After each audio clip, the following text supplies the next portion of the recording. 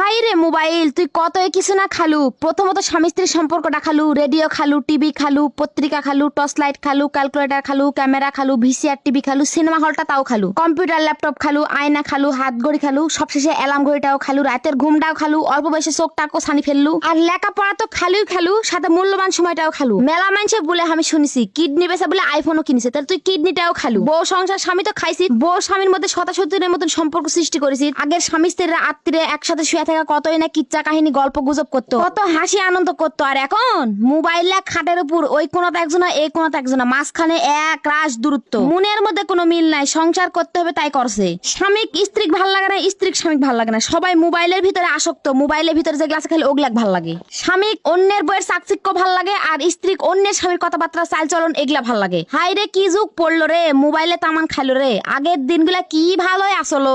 আগের স্বামী স্ত্রীর সম্পর্ক দেখলে জিউ ভরে যেত। আমার নানি দাদিরা আছে, তাদের যে ভালোবাসা দেখলে এখনো জিউ ভরে যায়। আমাদের মধ্যে খালি মারামারি, ফাটাফাটি, গন্ডগোল, খুসাখুসি এগুলা ছাড়া কোনো কিচ্ছু নাই। এর একমাত্র কারণই হচ্ছে ওই সর্বনাশা মোবাইল। ওই মোবাইলে সর্বনাশটা করলো। এটা আগের স্বামীরা আমত থেকে আলে বাড়িতে এসে ঢুকে বলতো, বউ